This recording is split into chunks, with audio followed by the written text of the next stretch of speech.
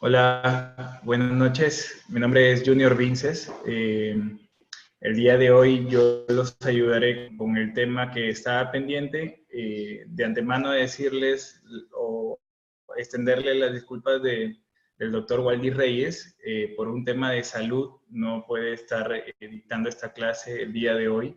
Me ha pedido reemplazarlo y con mucho gusto he aceptado esta oportunidad, ¿no? Mi nombre, les reitero, es Junior Vince, soy abogado, llevo 8 años trabajando en el estudio jurídico Santibáñez, 8 años viendo temas de derecho laboral y el día de hoy voy a ayudarlos con el tema de beneficios sociales.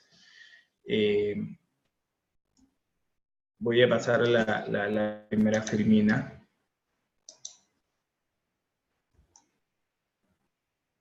Perdón. Ok. El primer beneficio social del que vamos a tratar es la compensación por tiempo de servicios, pero antes quisiera me confirmen si es que todos me están escuchando, si es que se escucha bien, si es que se me observa bien por el video. ¿Podrían confirmarme, por favor, por el chat eso? Perfecto. Gracias al señor Lucho Fajardo por la confirmación. A ver, comenzamos. ¿Alguien sabe o tiene alguna noción de qué es la compensación por tiempo de servicios, independientemente de que todos ya sabemos que este es un beneficio social? ¿Alguien me puede decir, por favor?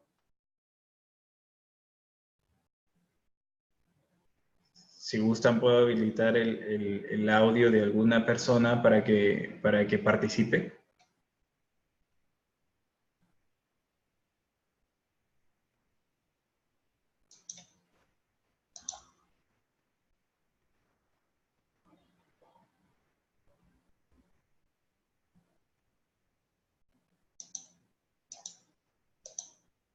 Bueno, a ver, ya. La señorita o señora Katia Flores nos dice que la compensación por tiempo de servicios es un beneficio que las empresas brindan a sus trabajadores. Sí, exactamente, es un beneficio. Recordando un poco la clase que ya les habrá dado, gracias señorita Flores, Katia Flores, recordando un poco la clase que ya les habrá dado el doctor Waldir antes, primero señalarles que la compensación por tiempo de servicios es un concepto no remunerativo.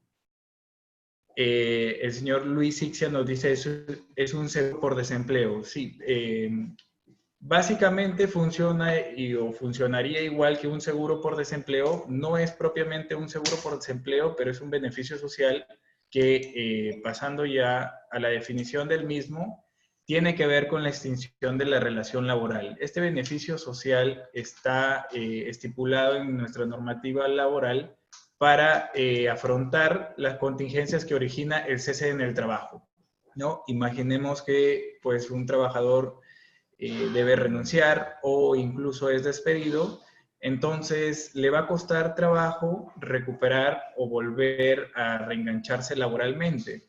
Entonces el promedio normal de lo que una persona se vuelve a reenganchar laboralmente es de 3 a 4 meses. Y la compensación por tiempo de servicios es ese beneficio que se reconoce a los trabajadores que les ayuda a afrontar esta situación, ¿no? Esta situación que se produce con la extinción del vínculo laboral. Entonces, la definición legal de la compensación por tiempo de servicios, a ver, perdón, una interrupción, el señor Lucho Fajardo nos dice suspensión imperfecta de labores. Aquí hay que hacer una precisión, ¿no? No se trata de una suspensión imperfecta de labores, sino se trata de la extinción de la relación laboral. Hay una diferencia ahí. Cuando estamos hablando de suspensión imperfecta de labores, la relación laboral todavía está vigente, pero está suspendida, ¿correcto? Y la suspensión puede ser, como dice el señor Fajardo, puede ser imperfecta y perfecta. Pero en ambas situaciones, la suspensión, la relación laboral, perdón, todavía existe. En cambio, la compensación por tiempo de servicios o CTS está pensada para un escenario donde la relación laboral se extingue, ya no está vigente.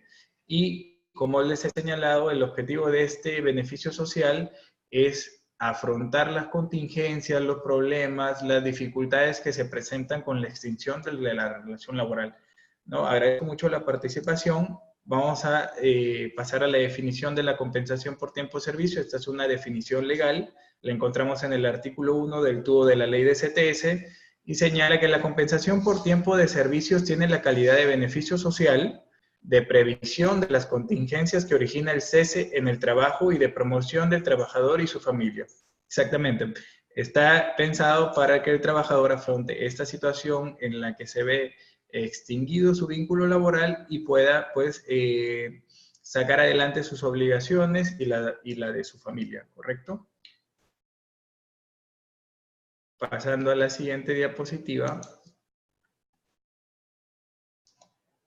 Un segundo. Aquí está. Ok, perdón. La CTS es un beneficio social que se otorga al trabajador con la finalidad de que pueda cubrir sus necesidades y las de su familia en caso de desempleo. Esto es más de lo que ya les he señalado. Ahora pasemos a señalar qué trabajadores tienen derecho a la CTS. Primero, los trabajadores que están comprendidos en el régimen laboral privado. Ojo que en el sector público puede haber trabajadores que estén sujetos al régimen laboral privado. A estos trabajadores también se les reconoce la CTS. Trabajadores que cuenten con un mes de iniciado su vínculo laboral. La norma señala que la CTS nace a partir de que existe un mes ya de labores por parte del trabajador. Y por último, el último requisito es trabajadores que laboren en promedio 4 horas diarias, ¿no? Para jornadas de 6 a 5 días a la semana. Si la jornada semanal es inferior a 5 días, el requisito se considera cumplido cuando el trabajador labora 20 horas a la semana como mínimo, ¿no? En ese caso, si un trabajador labora de lunes a sábado, tendría que laborar como mínimo 24 horas para que se cumpla esta jornada promedio diaria. Es así como se calcula de esta manera. No sé si esto queda claro o tienen alguna duda respecto a este requisito de la jornada mínima para percibir este beneficio social. Me lo pueden comunicar por el chat si es que tienen alguna duda respecto a lo que vamos conversando hasta ahorita igual.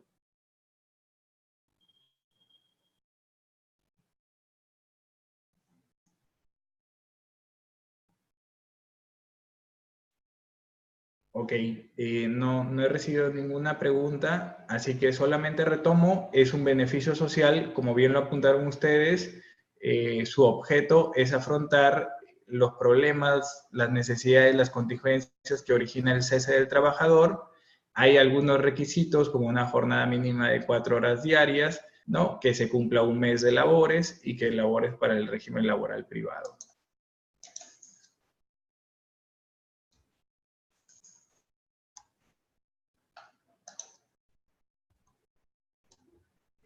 Ok. Ahora, así como hay requisitos que permiten a los trabajadores obtener este beneficio social de CTS, también debemos señalar que la norma establece qué trabajadores están excluidos de este régimen semestral de CTS. Ojo, no necesariamente quiere decir que no perciban CTS, sino que la norma hace una diferencia porque puede haber trabajadores que no perciban esta CTS, el depósito de esta CTS de manera semestral, sino mensual, ¿no? Ahorita lo vamos a revisar con calma. A ver, primero, los trabajadores que no tienen derecho a CTS, en contraposición a lo que señalamos anteriormente, son trabajadores que laboran menos de 4 horas diarias en promedio. Por ejemplo, los trabajadores a tiempo parcial. Los trabajadores a tiempo parcial, esta es una modalidad contractual que ya les habrán explicado y si tienen alguna duda respecto a esta me la pueden hacer llegar por el chat igual. Pero en principio los trabajadores a tiempo parcial, propiamente dicho, son aquellos trabajadores que en promedio laboran menos de 4 horas. O sea, ni siquiera llegan a las 4 horas diarias en promedio.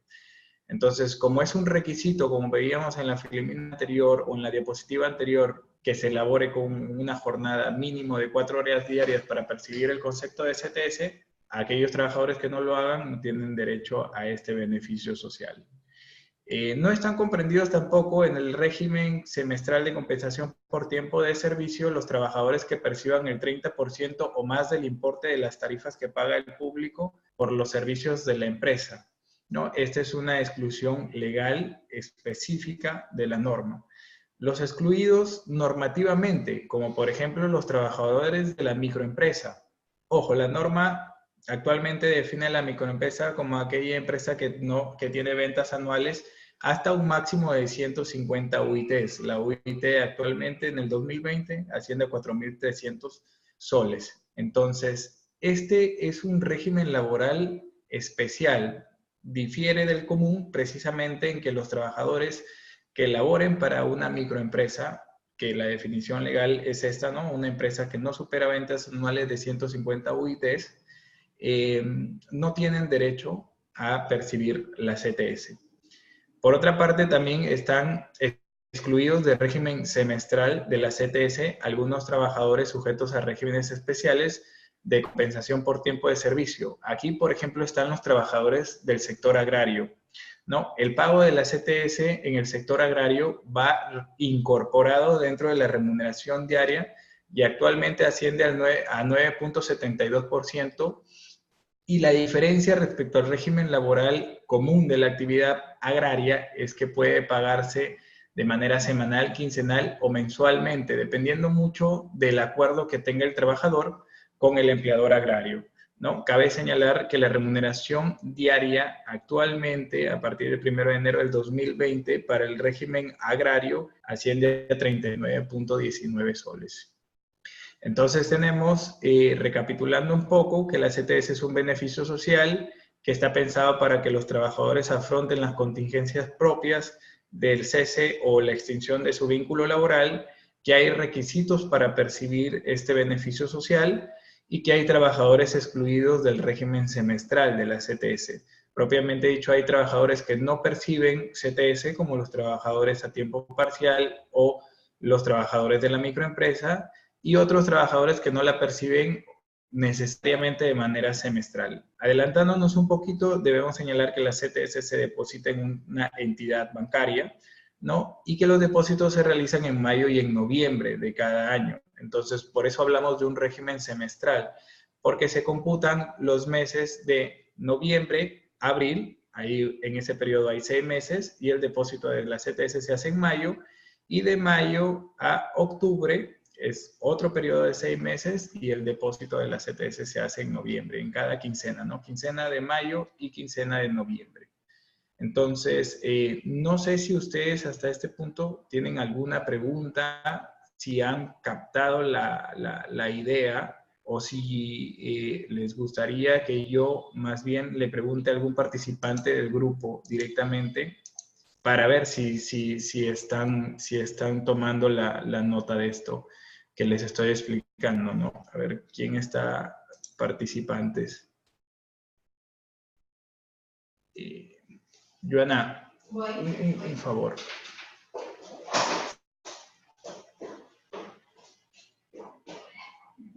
Quiero hacerle una pregunta a la señorita Katia Flores. ¿Cómo lo hago? Aquí. Dile que has habilitado. Hola, sí, con la señorita Katia Flores he habilitado tu audio para hacerte una consulta. ¿Me escuchas? Sí, lo escucho. Buenas noches. Hola, buenas noches, Katia. Katia, tú en el lugar que trabajas, ¿has estado relacionada con el tema de CTS? ¿Has visto cómo se paga la CTS o en tu trabajo a todos los trabajadores se les paga la CTS? A todos los trabajadores se le cancela CTS. Estoy en el área administrativa. Ok, ¿en qué oportunidad ustedes les cancelan la CTS?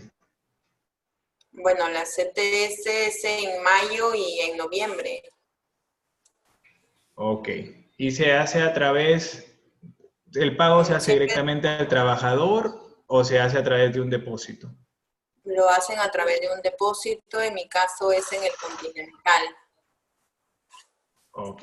¿Quién elige la entidad financiera, en tu caso, para hacer este depósito de CTS? ¿El empleador o el trabajador?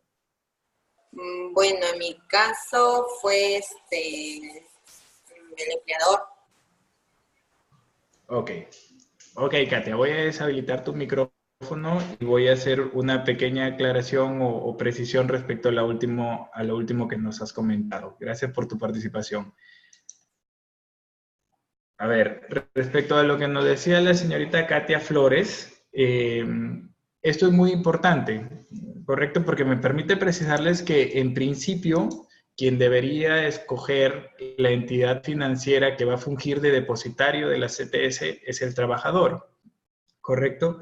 Entonces, el trabajador tiene un plazo determinado para hacer esto. En caso el trabajador no cumpla con hacer esto, el empleador puede hacer el depósito a la entidad financiera al máximo plazo que tenga para su cuenta de plazo fijo, hasta que el trabajador pues le precise la entidad financiera en la que desea que se deposite su CTS. Vamos a avanzar un poquito. Ok, en la siguiente diapositiva, para el cálculo de la CTS se considera la remuneración computable, misma que comprende la remuneración básica y todas las cantidades que regularmente perciba el trabajador en dinero o en especie como contraprestación de su labor. A ver, en principio señalarles que de manera general las personas entienden a la CTS, entre comillas, como un sueldo más, ¿no?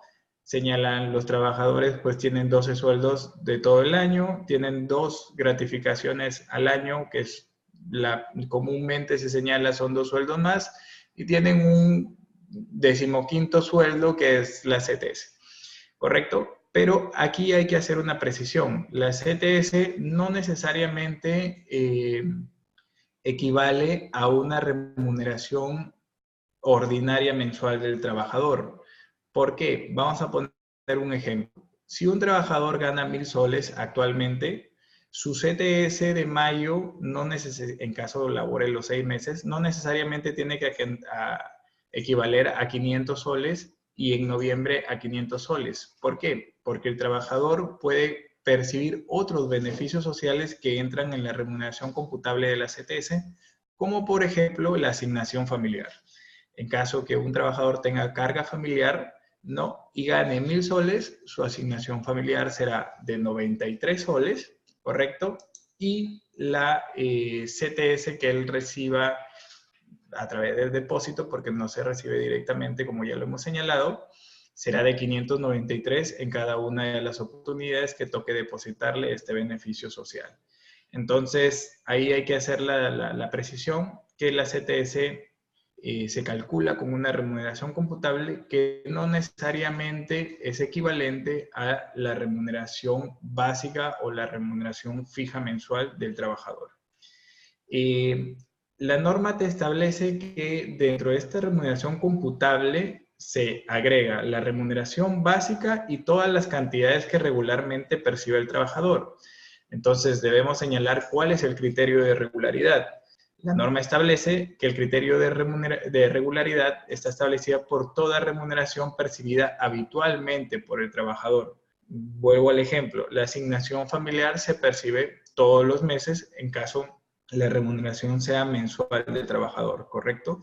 Entonces, este beneficio social que es la asignación familiar, que tiene naturaleza remunerativa, como ya se los habrán dicho, al ser percibido habitualmente por el trabajador, también ingresa a la remuneración computable. Y aquí he puesto otro ejemplo que es bastante común, que habla de las horas extras. Las horas extras es una remuneración complementaria porque no es la básica, sino es complementaria, es un complemento a la remuneración básica de naturaleza variable o imprecisa. ¿Por qué? Porque no es un monto fijo, ¿correcto? Las horas extras se calculan en atención precisamente a las horas trabajadas en sobretiempo. Entonces, la norma nos señala que cuando se trata de una remuneración computable de naturaleza variable o imprecisa, como las horas extras, el criterio de regularidad se cumple si se percibe por lo menos en 3 meses en cada periodo de 6. Entonces, Les voy a explicar un poquito esto.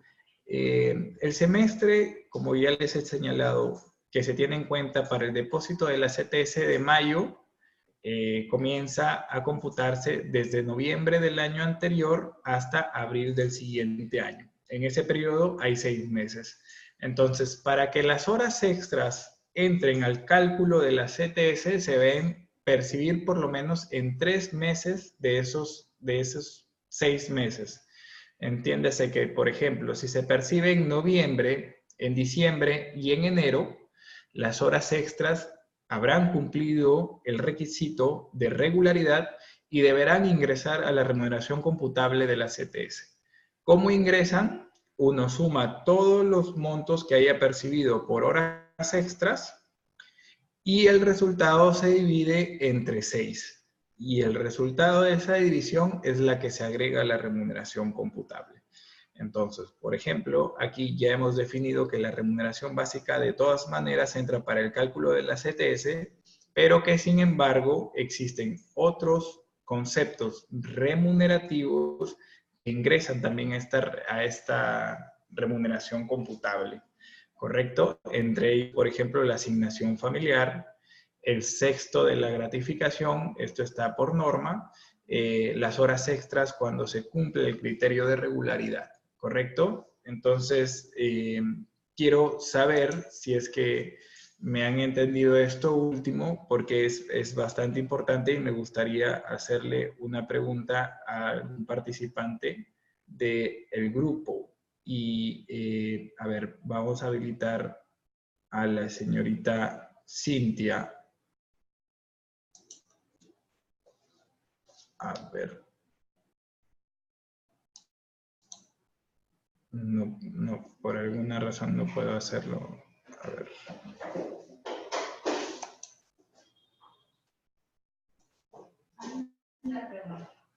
¿Sí? ¿Me está escuchando? Sí. Ya. Hola, buenas noches. Señorita Cintia, ¿me escucha? Hola. Hola. Señorita Cintia, ¿me escucha? Ah, ok. Bueno, ok. No hay problema. Vamos a seguir con esto. Interesante ver, la idea central que tienen que tener en este punto es que la CTS no es igual a la mitad de la remuneración básica, ¿correcto? La CTS se calcula con una remuneración computable que no en todos los casos es equivalente a la remuneración básica. Avanzando, nos señala la diapositiva que la remuneración computable para establecer la compensación por tiempo de servicio de los trabajadores, empleados y obreros se determina en base al sueldo o 30 jornales que perciba el trabajador según el caso en los meses de abril y octubre de cada año respectivamente. Esto es más de lo mismo, como la CTS se deposita en mayo y noviembre, la remuneración que tenemos que tener en cuenta, la remuneración computable que tenemos que tener en cuenta para determinar qué monto vamos a depositar es la que está vigente en abril y en octubre de cada año.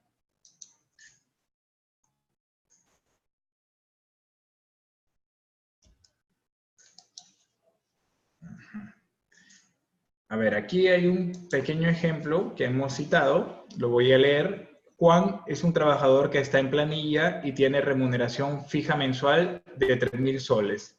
Esta sería su remuneración básica. Pero también percibe 93 soles de asignación familiar y percibió una gratificación en julio de 3,093 soles. Entonces, el monto de su remuneración computable, nuevamente lo señalo, la remuneración computable no necesariamente tiene que ser equivalente a la remuneración básica. En este caso, nos vamos a dar cuenta, la remuneración computable es 3,000 soles, que sería la remuneración básica del trabajador, más 93 soles de la asignación familiar, que es un concepto remunerativo que Juan va a percibir todos los meses, mientras tenga carga familiar, más 515.50 soles. Estos 515.50 soles resulta de dividir el monto que percibió Juan por gratificación de julio entre 6. es 1/6 de la gratificación lo que se agrega a la remuneración computable de la CTS. Entonces, realizado el cálculo, el total va a ser 3.608.50 soles de remuneración computable para la CTS de Juan, ¿correcto? Ahora, esta remuneración computable, para liquidar la CTS, el cálculo que se realiza es la remuneración computable por el número de meses trabajados en el semestre que corresponda entre 12 meses. De esa manera, si Juan trabajó los últimos 6 meses en la empresa, el monto de la CTS equivaldrá a 3.608.50 soles, que era la remuneración computable, por 6 meses trabajados entre 12. Y el resultado será 1.804.75 soles. No sé si en este ejemplo a alguien le surge una pregunta, quiere que aclare algo respecto al ejemplo, ¿no? Me la puede hacer por chat para compartirla con los demás participantes del grupo.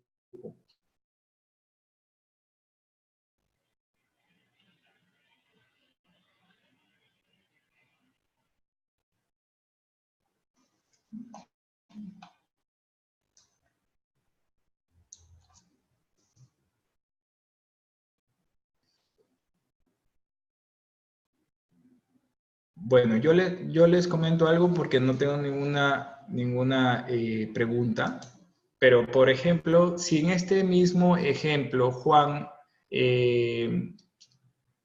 aquí estamos hablando de la CTS que se va a depositar en noviembre, porque estamos teniendo en cuenta 1/6 de la gratificación que él percibe en julio, ¿correcto? Entonces, si es que Juan, en el periodo que comprende mayo a octubre, percibiera horas extras solamente en los meses de mayo y junio, ¿no? Este concepto de horas extras, el promedio de horas extras, no entraría para la liquidación de CTS, porque no se habría cumplido con el criterio de regularidad que señalé anteriormente. No se habría percibido el concepto de horas extras, al menos en 3 meses durante el semestre correspondiente, y por lo tanto no entraría a formar parte de la remuneración computable. Pero en caso que Juan lo haya percibido o haya percibido horas extras en mayo, junio y julio, se sumaría ese promedio de horas extras, ¿no? Sumamos todos los montos que ha percibido por horas extras y el monto total se divide entre 6. Siempre, en todos los casos, se va a dividir entre 6, así Juan lo perciba en mayo, junio, julio, en mayo, junio, julio, agosto, o incluso en todos los meses del semestre correspondiente, siempre se va a dividir entre 6. Y el resultado de esa división es la que se va a agregar a la remuneración computable. Aquí vamos a ver en la siguiente diapositiva alguna realidad de algunos regímenes especiales, como por ejemplo el de la microempresa.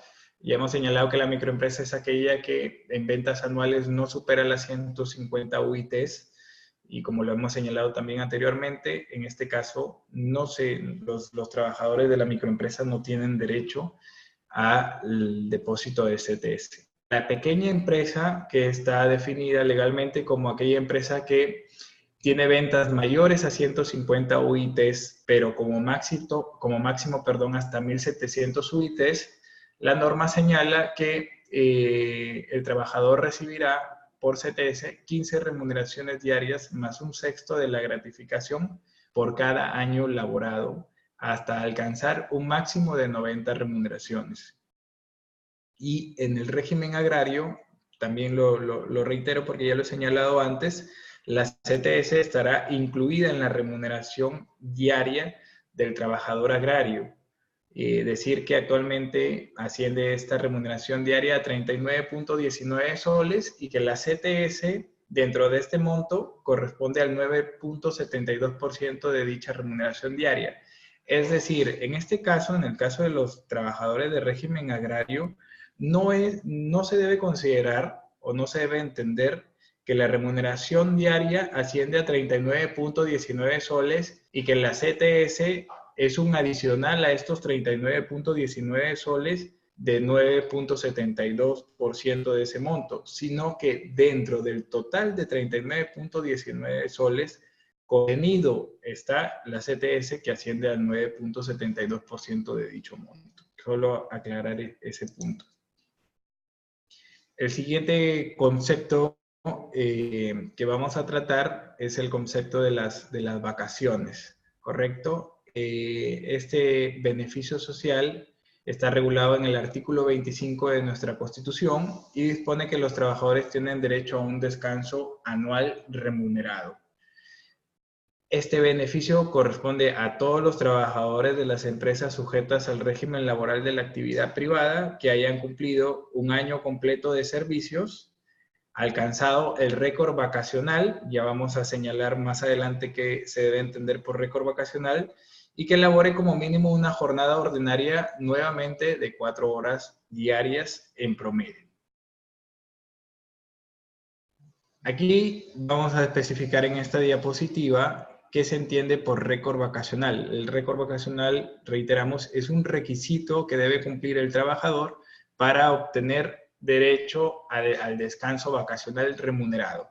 Entonces, para obtener vacaciones y vacaciones remuneradas, se deben cumplir 2 requisitos. Uno es cumplir un año de servicios, un año completo de servicios, y el segundo es que se cumpla este récord vacacional. El récord vacacional depende por la jornada semanal del trabajador, ¿ok?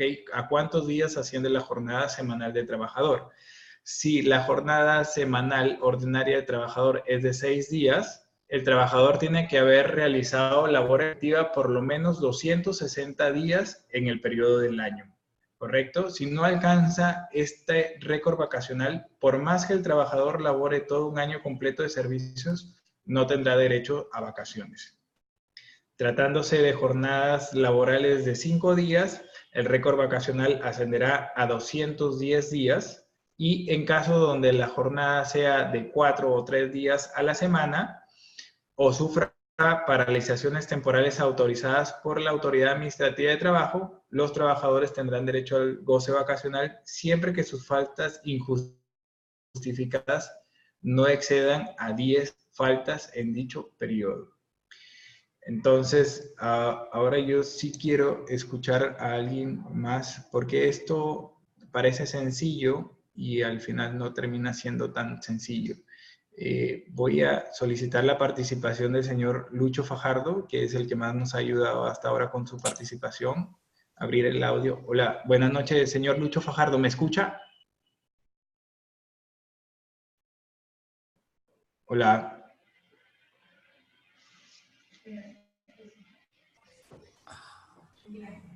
Buenas Hola. noches. Sí, Sí, buenas noches. señor Lucho Fajardo, buenas noches. Buenas noches. A ver, yo quisiera, usted ha sido el que más nos ha ayudado hasta el momento, quisiera hacerle una pregunta. ¿Qué pasa si un trabajador, correcto, que labora 6 días a la semana, cumple en todo el año de servicios solamente 200 días de servicios y por X motivo tiene faltas injustificadas o no asiste o se suspende de manera perfecta su relación laboral? ¿Él tendría derecho o no tendría derecho a vacaciones? Si esas faltas injustificadas, como dice, no exceden del 10, sí debería tener derecho al tema vacacional. Ok, mire, ahí vamos a hacerle una pequeña precisión. El trabajador de nuestro ejemplo tiene una jornada laboral de 6 días a la semana. Es decir, por ejemplo, ¿no? Trabaja de lunes a sábado, ¿correcto? Entonces, cuando nosotros verifiquemos si este trabajador tiene o no derecho a vacaciones, primero lo que tenemos que ver es que haya cumplido un año de servicios, un año completo de servicios. Por ejemplo, si el trabajador comenzó a laborar desde el 1 de enero del 2018, el derecho se habrá generado el 31 de diciembre del 2018. Luego debemos ver si el trabajador cumplió el récord vacacional o no. El récord vacacional aplicable para este trabajador que labora de lunes a sábado, como son 6 días a la semana, nosotros tenemos que verificar si el trabajador por lo menos laboró 260 días en el periodo, o sea, quiere decir en todo el año 2018. Si el trabajador labora 260 días en ese periodo, tiene derecho a vacaciones. Si es que no, no tiene derecho a vacaciones porque no cumple el récord vacacional. Correcto. ¿Ok? ¿Y qué pasaría si el trabajador labora de todo el año, cumple sus 260 días, pero labora menos de 4 horas diarias en promedio? ¿Tiene derecho o no tiene derecho a vacaciones? En ese caso, no tendría derecho. Exacto. No tendría derecho a vacaciones. ¿Por qué? Porque la norma señala que se entiende como días para el récord vacacional, como días laborados, la jornada ordinaria laboral de 4 o más horas. ¿Correcto? Entonces, en este caso, el trabajador tampoco tendría derecho a vacaciones por no cumplir esa jornada ordinaria de 4 horas. Por ejemplo, en este caso, hacer la salvedad, los trabajadores de tiempo parcial tampoco tendrían derecho a vacaciones. ¿Correcto? Bueno, voy a deshabilitar el audio. Ya, ok, ya estaba esto. Y en el chat hay una pregunta. Ok, perfecto. La señorita o señora Ingrid nos señala justamente la respuesta, que era que no tendría derecho a vacaciones en el caso planteado. Está bien, ok. Vamos a continuar con la siguiente diapositiva. Ok, Ok, en esta diapositiva nos señala una nueva modificación de la norma en la que se establece la posibilidad que las partes, el empleador y el trabajador, adelanten días de descanso a cuenta del periodo vacacional que se genere a futuro. A ver, puede existir el caso en el que un trabajador necesite un periodo de descanso determinado por X razones, como por ejemplo una emergencia familiar o una capacitación en el extranjero o diferentes razones. Entonces, es muy buen trabajador, es un talento que la empresa quiere mantener en la empresa, quiere mantener laborando para ello y las partes, el empleador y el trabajador, podrían, ¿no?, llegar a este acuerdo respecto a adelantar las vacaciones que aún no se han generado. Y puede ser que no se hayan generado porque todavía no cumplió el año completo de servicios, ¿no? El trabajador va laborando 10 meses para la empresa, ya cumplió en los 10 meses o 11 meses, perdón, el récord vacacional, pero todavía no se genera el derecho porque no elabora un año completo de servicios. Entonces, la empresa, excepcionalmente, ¿no?, puede suscribir un acuerdo con el trabajador para que se adelanten estas vacaciones. Eso es perfectamente válido y es una modificación reciente de la norma.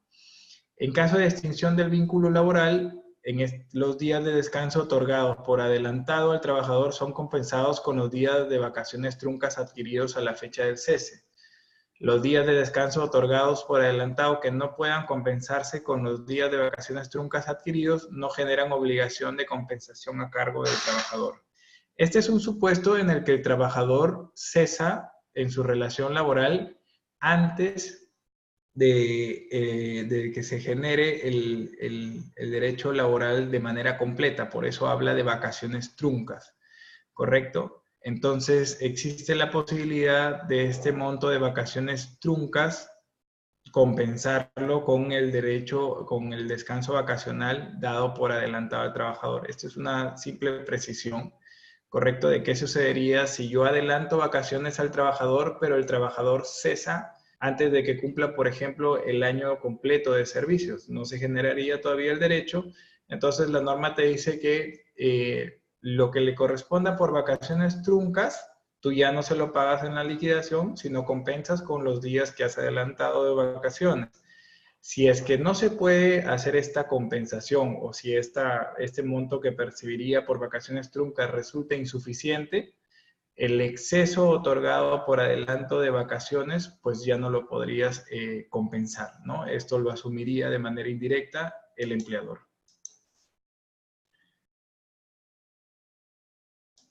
En la siguiente diapositiva veremos cuál es la oportunidad de goce de vacaciones, quién establece esto.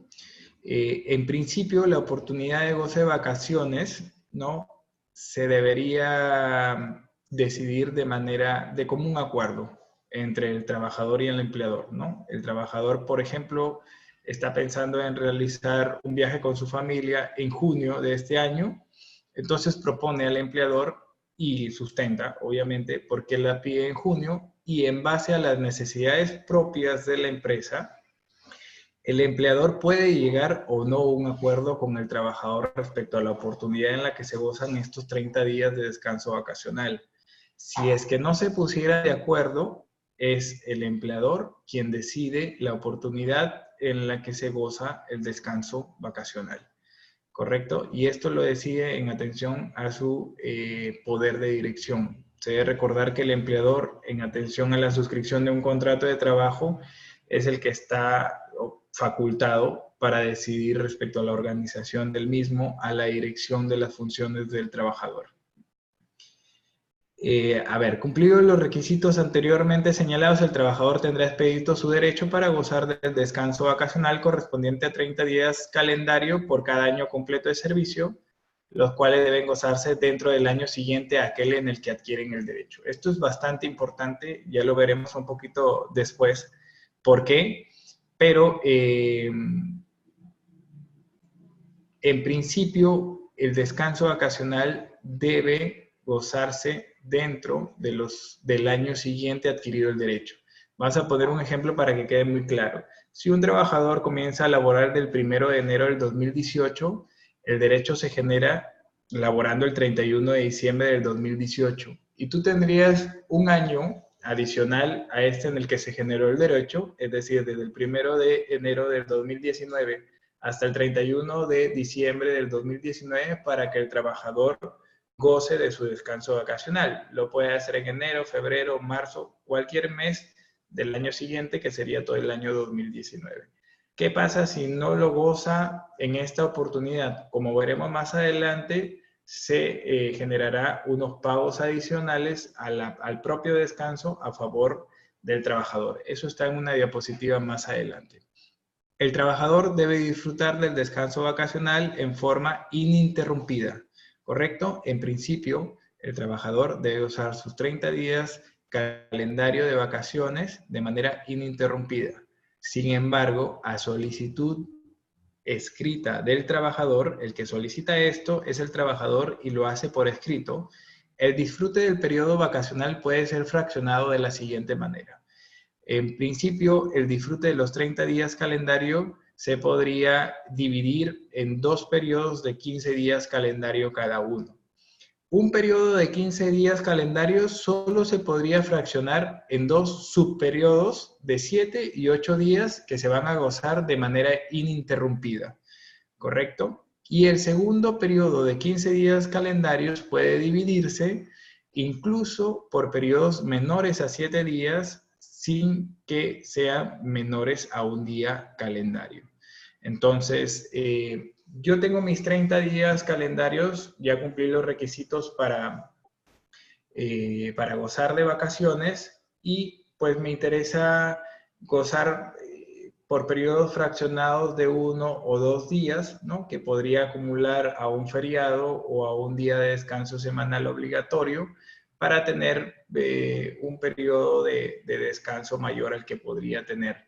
Entonces la norma te permite a ti trabajador, solicitarle a tu empleador que se fraccione el descanso vacacional, correcto, de 30 días. La única posibilidad de fraccionamiento de vacaciones es en estos 2 subperiodos de 15 días, de los cuales uno solamente se va a poder dividir en 7 y 8 días ininterrumpidos, y el otro se va a poder dividir incluso en periodos de hasta un día.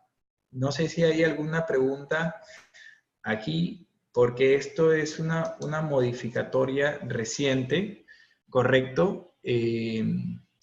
Entonces, no sé si les queda claro la posibilidad de fraccionar el periodo vacacional de 30 días. Me la pueden hacer la consulta por el chat del grupo para leerla en voz alta y absolverla.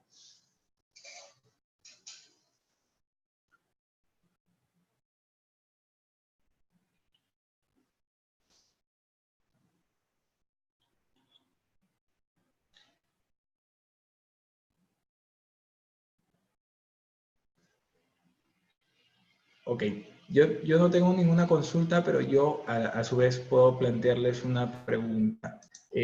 ¿Sería posible que, por ejemplo, yo divida mis 30 días en periodos de un día calendario de vacaciones? No, realmente no. Hay un periodo, como ya lo señalé, de 15 días que se va a poder dividir solamente en dos periodos de 7 y 8 días que deben gozarse de manera ininterrumpida, y entonces esa posibilidad no cabría. Yo podría en mi subperiodo de 15 días que puedo fraccionar hasta en un día calendario pedir, por ejemplo, un sábado, o sea, yo laboro de lunes a sábado y mi día de descanso semanal obligatorio es un domingo. Podría pedir que mis vacaciones se fraccionen en periodos de un día y solicitar el día sábado para así tener un descanso más prolongado sábado y domingo. Según esta norma, sí, correcto, lo podría hacer incluso por periodos de 2 días contiguos, ¿no? Y pedir el viernes y sábado, o pedir el sábado y lunes, ¿correcto? Entonces, y tratar de juntar esto con un domingo para tener un descanso un poquito más amplio. Sí, lo puedo hacer, pero aquí hay que hacer una salvedad. Si bien el trabajador es quien solicita este fraccionamiento de vacaciones por escrito y decide cómo es que lo va a fraccionar, ¿no? Él puede decir, el trabajador puede decir, yo lo voy a fraccionar en periodos de un día o en periodos de 2 días, ¿no?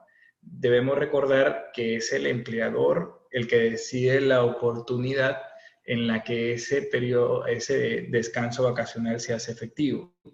Entonces, si yo quiero que todos mis descansos se fraccionen en este subperiodo de 15 que puedo fraccionar hasta un día y todos decir que se fraccionen en un día para pedir sábado y lunes en todas las oportunidades, pues eso lo puedo solicitar, pero dependerá del empleador concederlo de esa manera, ¿no? Y el empleador, pues aquí tiene que ser bastante proporcional y razonable y verificar en función a las necesidades de su empresa si es que concede en estas oportunidades o no en las que está solicitando el descanso el trabajador.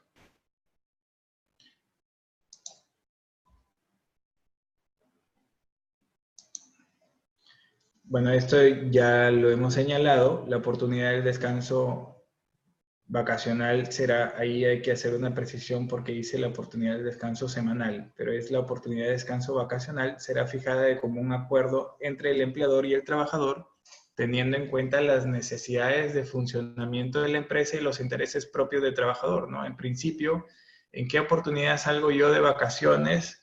Debería ser un acuerdo entre las dos partes, entre el empleador y el trabajador, pero la norma también precisa qué pasa si es que no hay acuerdo. Y si es que no hay acuerdo, el que decide es el empleador en atención a su poder de dirección.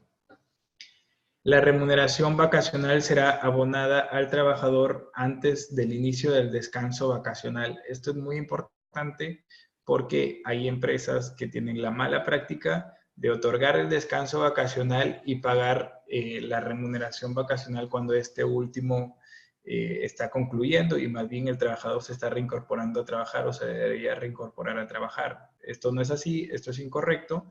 Lo que se debe hacer es que la remuneración vacacional será abonada al trabajador antes del inicio del descanso vacacional. Se debe recordar que la vacación propiamente dicha es un descanso remunerado, es una suspensión imperfecta del contrato de trabajo, ¿no? Porque hay remuneración, pero no hay prestación de servicios por parte del trabajador.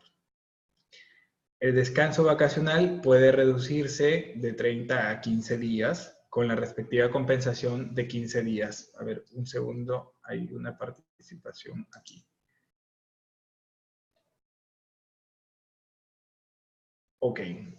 A ver, el señor Luis Curay nos pregunta qué puede hacer el trabajador si su empleador realiza ese comportamiento de pagar, entiendo, la remuneración vacacional al regreso y no a la salida. Correcto. Entonces, lo que puede hacer un trabajador es presentar una denuncia ante SUNAFIL. Ya la normativa, bueno, eso es lo más sencillo que podría hacer un trabajador, ¿correcto? Acudir a la autoridad administrativa de trabajo, que en este caso es SUNAFIL, para denunciar este comportamiento del empleador. La normativa de fiscalización laboral con la que se dirige SUNAFIL establece que es una infracción grave el no otorgar o pagar los beneficios de manera oportuna. Entonces, si la norma señala que la remuneración vacacional se debe pagar al momento en el que el trabajador sale de vacaciones, sino en el momento en el que él regresa de vacaciones, no estaría cumpliendo el empleador la norma. Entonces, si no cumple la norma el empleador, el mismo puede ser multado. Tú vas a SUNAFIL, presentas tu denuncia y en caso se confirme esto, el caso que tú nos estás señalando, es decir, que te han dado descanso vacacional sin darte la remuneración vacacional, SUNAFIL le va a hacer un requerimiento al empleador, le va a requerir a tu empleador que cumpla con pagarte la remuneración vacacional en la oportunidad que se debió hacer, o sea, que se subsane esa infracción.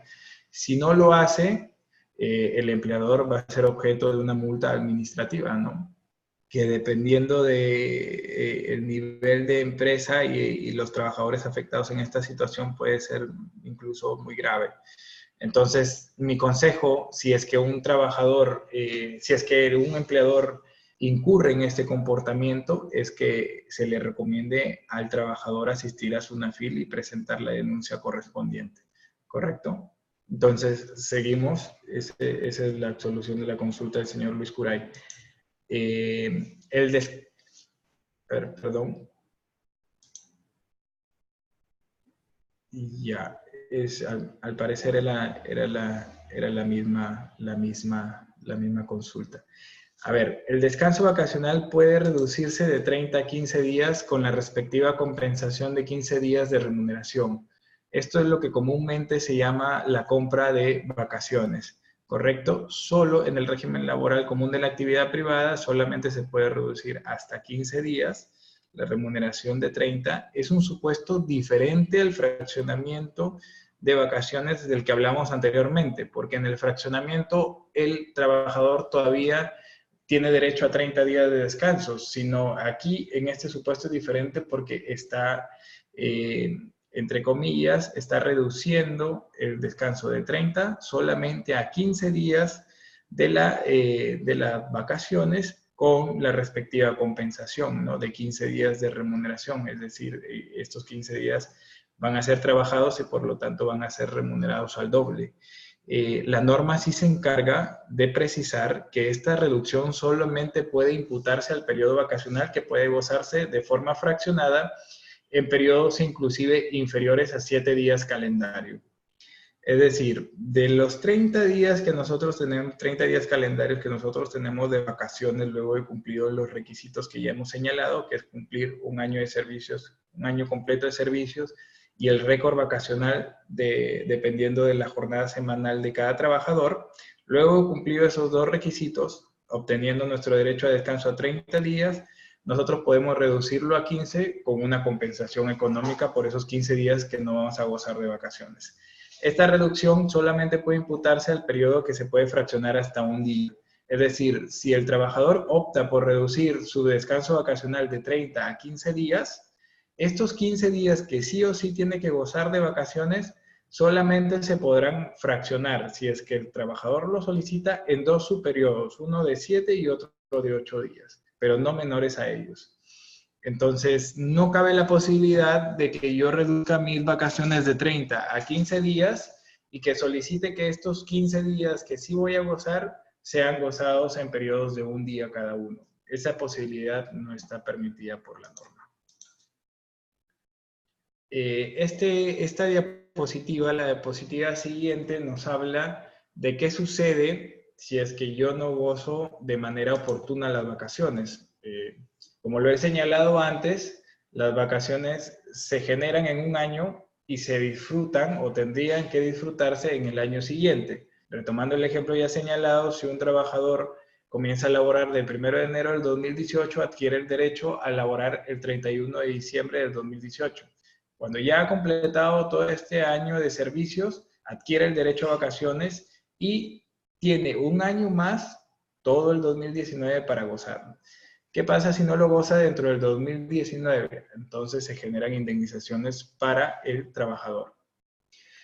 Entonces, en este caso, el trabajador percibiría una remuneración por el trabajo realizado durante el mes en el que debió gozar el descanso vacacional, una remuneración por el descanso vacacional propiamente adquirido y no gozado, y una indemnización equivalente a una remuneración por no haber disfrutado el descanso vacacional. En ese sentido, pues el trabajador percibiría la remuneración por el trabajo propiamente dicho y dos remuneraciones adicionales, una por las vacaciones adquiridas y no gozadas, y otra por la indemnización por no haber gozado de manera oportuna sus vacaciones. Entonces, por esto es muy recomendable que las empresas estén al tanto de la oportunidad en la que los trabajadores deben gozar sus vacaciones, porque el costo laboral de no estar al tanto de esto es muy elevado. Prácticamente estás pagando dos remuneraciones adicionales cuando no lo deberías hacer. El siguiente beneficio laboral del que hablaremos es de las gratificaciones legales. ¿Correcto? Entonces, para esto voy a habilitar el audio del señor Luis Curay para hacerle una consulta. Hola. Hola. Hola, señor Luis. Buenas noches. ¿Me escucha? Sí, te escucho. Ah, perfecto. Gracias. A ver, ¿usted tiene alguna noción de lo que significa gratificaciones legales? Gratificaciones legales. Asumo que son las que nos corresponden al año en el periodo de julio y diciembre, ¿verdad? Correcto, correcto, correcto. Entonces, como bien dice el señor Luis Curay, estas gratificaciones legales se perciben en julio por fiestas patrias y en diciembre por Navidad. Estas gratificaciones legales, ¿cómo se pagan al trabajador? ¿De manera directa o es como la CTS, un concepto que se deposita y no se puede disponer libremente? No, es de manera directa. Ok. ¿Y por qué se pagan estas gratificaciones? ¿Por qué usted cree que se pagan un sueldo más en julio y en diciembre? Bueno, asumo porque son los meses más festivo y de mayor consumo dentro de los mercados, ¿no? Por Sí, ser las exacto. fiestas patrias Eso. y las fiestas a nivel mundial que son a fines de año, ¿no? Ok, ok. Sí, eso es correcto. Eso es correcto. Vamos a silenciar. Gracias. A ver, exacto como nos decía el señor Curay, las gratificaciones legales constituyen un beneficio social que se otorga 2 veces al año, una por fiestas patrias y otra por Navidad. ¿Correcto? Se entiende que la finalidad de estas gratificaciones legales es ayudar a cubrir los mayores gastos en los que incurre el trabajador en las festividades indicadas, en fiestas patrias y Navidad, que tradicionalmente se incrementa por motivo de recreación y su recreación, la propia recreación del trabajador y la de su familia, viaje, compras y otros análogos, ¿no? Son los meses de mayor consumo, como decía el señor Curay.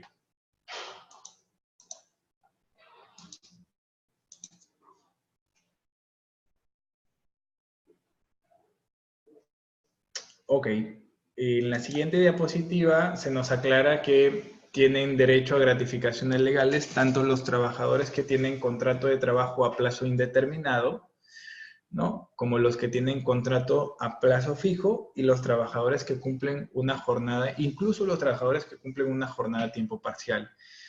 Entonces aquí ya vemos una diferencia, ¿no? Porque los trabajadores que tienen jornada de tiempo parcial no tenían derecho a vacaciones, no tenían derecho, bueno, ahí hay una salvedad, pero de manera general vamos a señalar que en principio los trabajadores a tiempo parcial no tienen una jornada, derecho a vacaciones, no tienen CTS, pero lo que sí tendrían es derecho al goce de gratificaciones legales, ¿correcto? Contrariamente, se encuentran excluidos del goce de este derecho el personal que presta servicios mediante contrato de locación de servicios y jóvenes en formación bajo cualquier modalidad de convenio, prácticas preprofesionales como por ejemplo prácticas preprofesionales o profesionales. A ver, aquí aclarar, como ya seguramente lo han visto anteriormente con el doctor Waldir Reyes, que en el contrato de locación de servicios no existe realmente una relación laboral. Entonces son dos realidades contrapuestas y dos realidades diferentes, que se diferencian básicamente en la autonomía del contrato de locación de servicios y en la subordinación del contrato de trabajo. Entonces, las personas que prestan servicios a través del contrato de locación de servicios de manera autónoma no tienen derecho a ningún beneficio social de los que hemos venido hablando. Tampoco así de las gratificaciones legales, ¿no? Y los jóvenes en formación bajo cualquier modalidad de convenio. Debemos aclarar que las prácticas preprofesionales, por ejemplo, profesionales, no son un contrato de trabajo.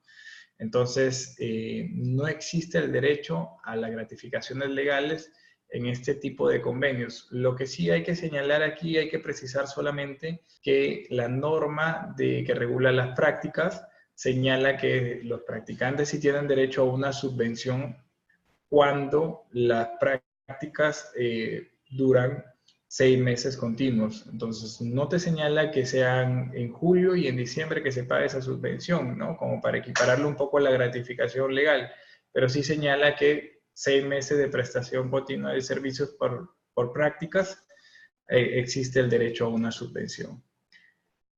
Vamos a continuar. Para tener derecho a la gratificación es requisito que el trabajador se encuentre laborando en la oportunidad en que corresponde percibir el beneficio o estar en uso de descanso descanso vacacional, de licencia con goce de remuneraciones, percibiendo subsidios de la seguridad social, quizás está incapacitado para el trabajo temporalmente o por accidente de trabajo, ¿no? En caso que el trabajador cuente con menos de 6 meses al momento que corresponda percibir el beneficio, se le pagará la gratificación en forma proporcional a los meses laborados. Eso quiere decir que si un trabajador labora en todo el semestre correspondiente, por ejemplo, de enero a junio, ¿no? En julio percibirá una remuneración completa por gratificación, pero si cesa en abril o mayo, esa gratificación será trunca, será proporcional. Si el trabajador no tiene vínculo laboral vigente en la fecha que corresponde percibir el beneficio, pero hubiera laborado como mínimo un mes en el semestre correspondiente, percibirá gratificación respectiva en forma proporcional a los meses efectivamente trabajados. Este es el ejemplo que les acabo de señalar, ¿no? Cuando el trabajador cesa antes de la fecha en la que corresponde percibir el beneficio, pero ha laborado por lo menos más de un mes en ese semestre.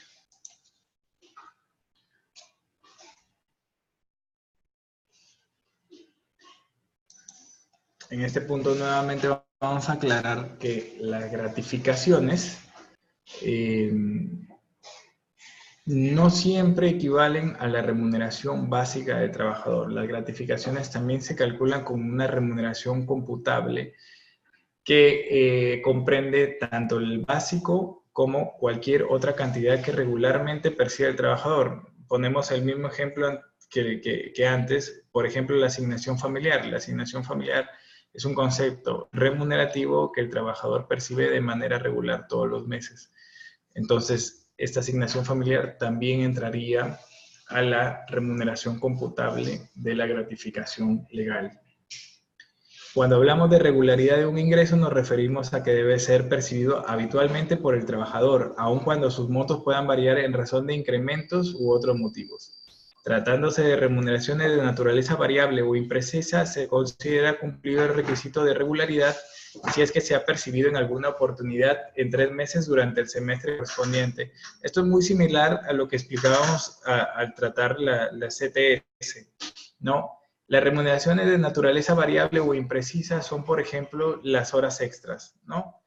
Son complementos remunerativos porque complementan al básico, se perciben solamente cuando el trabajador labora en sobretiempo y esa labor en sobretiempo no es compensada, y lo que se hace es verificar si se cumple con el criterio de regularidad. Por ejemplo, en el semestre que se tiene en cuenta para la gratificación de julio, que es de enero a junio, se verifican las oportunidades, los meses en los que el trabajador ha percibido las horas extras.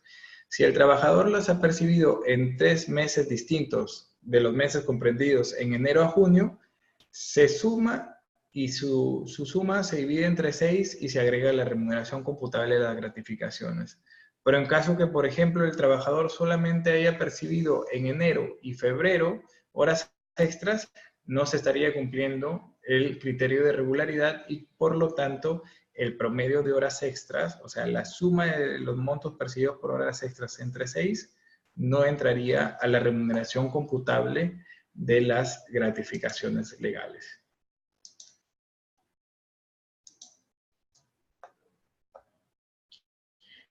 Aquí señalar solamente qué pasa en alguno de los regímenes especiales que están regulados en nuestra legislación laboral. En la microempresa no aplica el concepto de gratificaciones. En la pequeña empresa hay 2 gratificaciones al año de manera similar al régimen común de la actividad privada, pero la diferencia es que solamente ascienden a media remuneración cada una, ¿no? Y en el régimen agrario, de manera similar a lo ya indicado por la CTS, también el concepto de gratificaciones está incluido dentro de la remuneración diaria, que asciende a 39.19 soles actualmente, y constituye el porcentaje de 16.66% de dicha remuneración básica. Hablemos del trabajo en sobretiempo ahora. El trabajo de sobretiempo es lo que normalmente o comúnmente se denomina horas extras y es toda aquella labor que se realiza por encima de la jornada ordinaria establecida en el centro de trabajo. Ojo, aquí no hay que confundir la jornada máxima legal con la jornada ordinaria del centro de trabajo, porque, por ejemplo, la jornada máxima legal es de 8 horas o 48 horas semanales. Pero puede haber una empresa que establezca su jornada ordinaria de trabajo en 6 horas diarias, ¿correcto? No supera la jornada legal. Si una empresa establece una jornada ordinaria diaria de 6 horas, quiere decir que la labor que se realice a la 7ª hora ya es sobretiempo, a pesar de que no se esté superando la jornada máxima legal establecida. Normalmente todas las empresas fijan como su jornada ordinaria la jornada máxima legal, pero hay empresas que no, que tienen una jornada menor a la legal y se debe entender que la hora extra o el trabajo en sobretiempo se calcula sobre la jornada ordinaria establecida.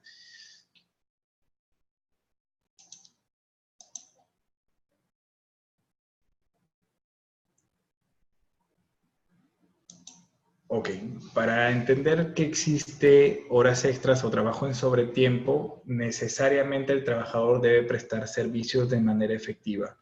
Es decir, que si el trabajador permanece por encima de la jornada ordinaria laboral en la empresa, pero no está desarrollando funciones, eso no se puede considerar como jornada en sobretiempo o trabajo en horas extras. Cabe indicar que es obligación del empleador procurar el retiro, ¿no?, de los trabajadores del centro de trabajo una vez cumplida su jornada ordinaria de trabajo. Vamos a señalar también algo muy importante respecto a que el trabajo en sobretiempo es voluntario tanto para el trabajador como para el empleador. Ni el empleador puede obligar al trabajador a prestar trabajo en sobretiempo, ni el trabajador puede obligar al empleador a otorgarle trabajo en sobretiempo. Debemos señalar que comúnmente los trabajadores quieren laborar horas extras porque en principio las horas extras se retribuyen con unos porcentajes que se verá más adelante y que implican mayores ganancias para el trabajador. Cabe señalar que solamente hay un supuesto en el que el empleador puede obligar al trabajador a prestar servicios en sobretiempo, ¿no? Esto sucede cuando cuando resulta indispensable a consecuencia de un hecho fortuito o fuerza mayor que ponga en peligro inminente a las personas o los bienes del centro de trabajo o la continuidad de la actividad productiva. Es decir, se produce una catástrofe, ¿no? Un fenómeno natural y existe en riesgo personas o los bienes propios de la empresa y se requiere del apoyo de los trabajadores a pesar de que se haya culminado su jornada ordinaria de trabajo para tratar de sobrellevar esta situación, ¿no? Aquí está lo que les comentaba, cómo se retribuye la jornada en sobretiempo, las horas en sobretiempo. En principio, el trabajo en sobretiempo puede ser o compensado con descanso equivalente o remunerado. Esta es una opción que se tiene, ¿no?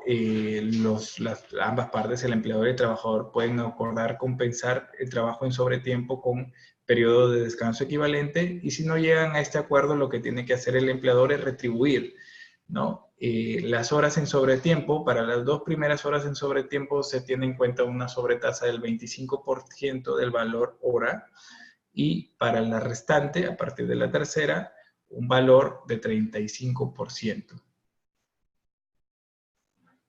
Esto quiere decir también que las opciones son excluyentes, ¿no? O se compensa o se remunera con las sobretasas. Entonces, habría que sacar el valor hora que tiene un trabajador. En caso no se compense, pagarle la hora con estas sobretasas del 25 o 35%. Ojo, estos son mínimos que establece la norma. El empleador puede decidir retribuir con porcentajes mayores, pero no inferiores a estos últimos. Cabe indicar solamente que para los regímenes especiales que venimos viendo, de microempresa, pequeña empresa y régimen agrario, los porcentajes son exactamente los mismos a los ya señalados, o sea, se aplica exactamente igual. Por último, vamos a tratar el tema de las utilidades, ¿correcto? Las utilidades es una forma de participación de los trabajadores en los resultados de la empresa.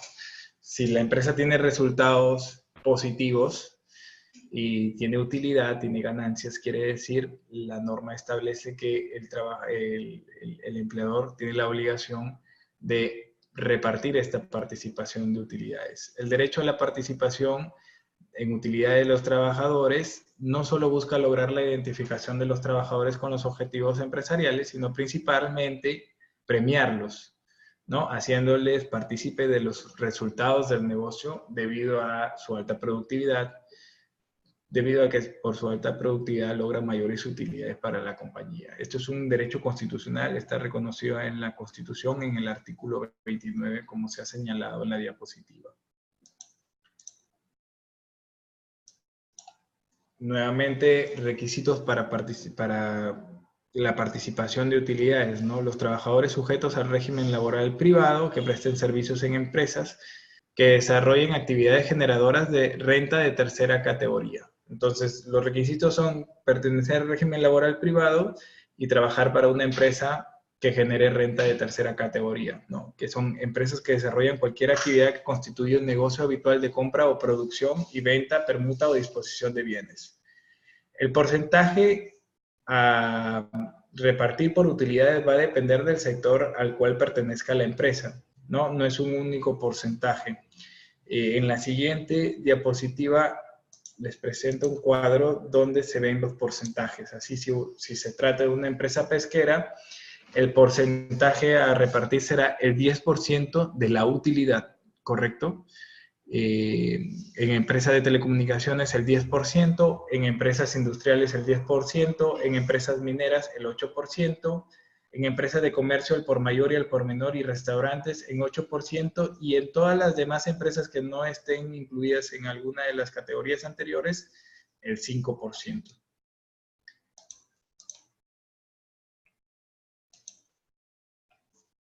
Aplicado el porcentaje de acuerdo con la actividad de la empresa, la determinación del monto a distribuir a los trabajadores se realiza en función de los días laborados por cada trabajador y en función de sus remuneraciones percibidas. Es decir, el cálculo de utilidades se realiza de la siguiente manera. Se verifica primero si es que la empresa ha generado o no utilidades. Si la empresa ha generado utilidades, se va a verificar cuánto ha sido la utilidad generada por la empresa y a esa utilidad se va a aplicar el porcentaje o los porcentajes correspondientes que hemos visto anteriormente. El resultado de aplicar ese porcentaje a la utilidad se va a dividir en dos mitades, en 50% cada mitad. La primera mitad de ese monto se va a hacer una operación que va a implicar los días trabajados por el trabajador y los días trabajados por todos los trabajadores. Es decir, ese 50% se va a multiplicar por los días, por el total de días trabajados por el trabajador en el ejercicio gravable que corresponda y se va a dividir entre el total de días trabajados por todos los trabajadores de la empresa. De manera similar, el otro 50% del porcentaje aplicado se va a multiplicar por el total de remuneraciones percibidas por el trabajador, por el total de remuneraciones percibidas por el trabajador en el ejercicio gravable que se trate, y se va a dividir entre el total de remuneraciones percibidas por todos los trabajadores. Estas operaciones van a dar dos montos, y la suma de esos dos montos va a ser el total de lo que el trabajador va a percibir por el concepto de utilidades. Ojo, nuevamente, hay que hacer una salvedad. Las utilidades solamente están obligadas a repartir utilidades las empresas que tengan más de 20 trabajadores y que generen utilidades. Si la empresa genera pérdida, correcto, no está obligada a participar utilidades precisamente porque no se va a poder calcular al no existir ganancia. El monto que, perdón, aquí hay una pregunta. Los colegios profesionales, Katia Flores. Esto lo tendría que estudiar más a fondo, pero en principio, considerando que los colegios profesionales, como son asociaciones sin fines de lucro, no van a poder estar calificadas como empresas que generan renta de tercera categoría. Entonces, al no poder calificarse como empresas que generan renta de tercera categoría, no estarían obligados a repartir utilidades.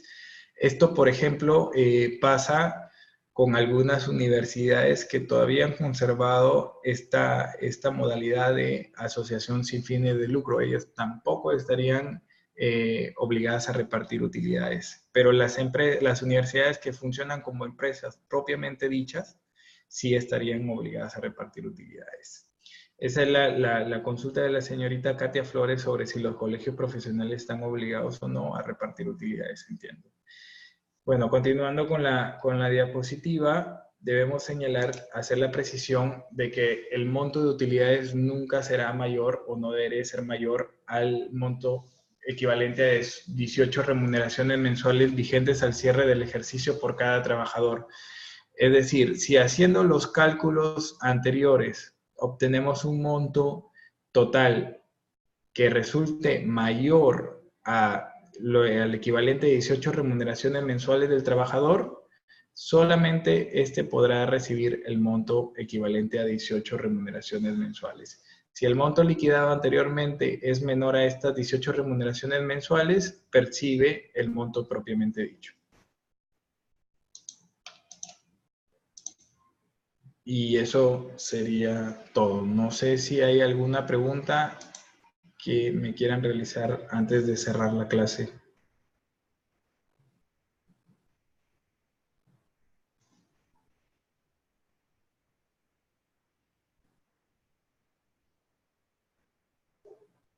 No, yo no tengo ninguna otra pregunta.